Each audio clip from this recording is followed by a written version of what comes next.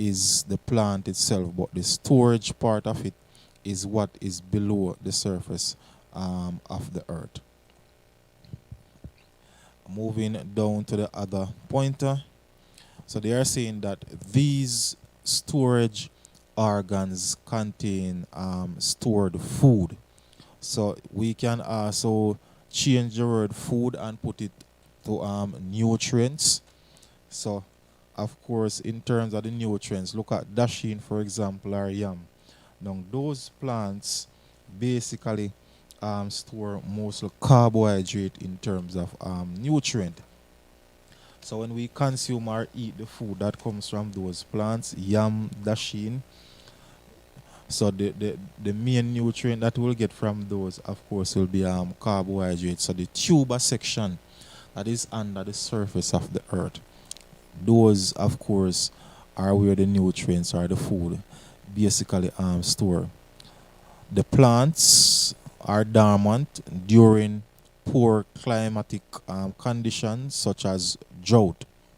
Now, what they mean by this is that the top section of the plant that is above the surface of the earth, if we are experiencing drought or dry season, those normally dry down.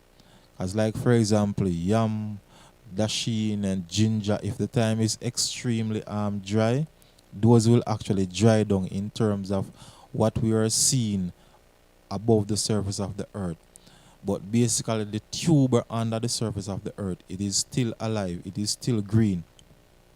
So once there is a change in terms of climatic condition where now rain start to fall, then all of a sudden we just see them just start burst, and persons might be wondering, oh, where those come from. So dormant mean that for a short period of time or for a period of time, you will not be able to see them with your naked eyes, mean that you will not see them being grown above the surface of the earth. That's what dormant mean in this situation. All right, so moving down to the other slide.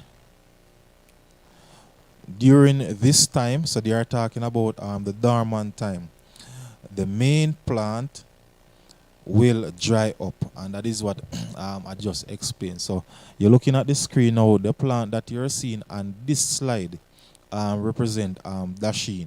So what you're seeing now as the green leaves and the green stalk, now those would represent the main part of the plant. So that is the part that they are saying that will dry down during the dry season. Now above here, this picture that you're seeing above there, the one at the top, it is actually the tuber for it. So it will actually remain green under the surface of the earth.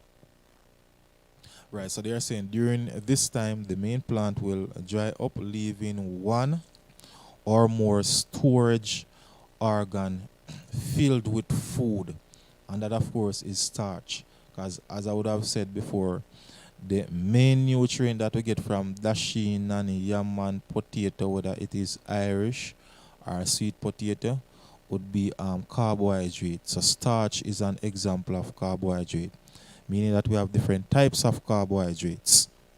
It is just that starch is one of those type.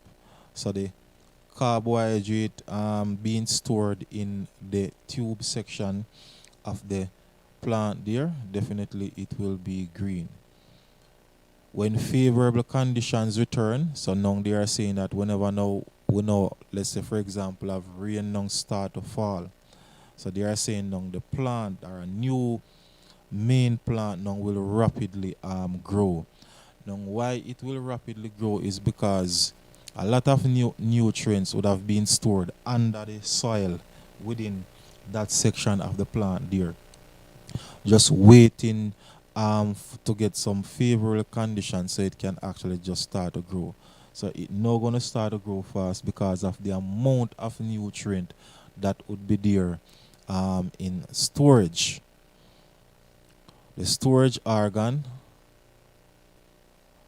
of course, is where the nutrients for the plants will be, and the nutrients that we get whenever we consume those plants. All right. So different kinds of parenting organs.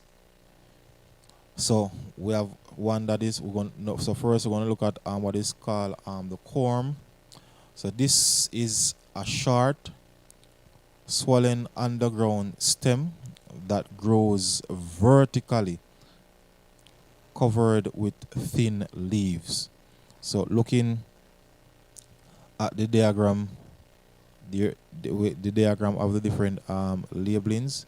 So they are saying that the stem now produce buds at the top. So the buds at the top, which gives rise to the new shoots in wet season. So the bud at the top is what will now actually cause the leaves now to actually grow. So whenever you plant ginger, for example, whenever ginger is being planted, it is normally the tube section, the ginger itself, that will plant under the surface of the earth. So as time progresses, then you will actually have the bud being formed, and then from the bud, then you will actually have the shoot. So the shoot is actually where the leaf will actually give rise from or basically come from.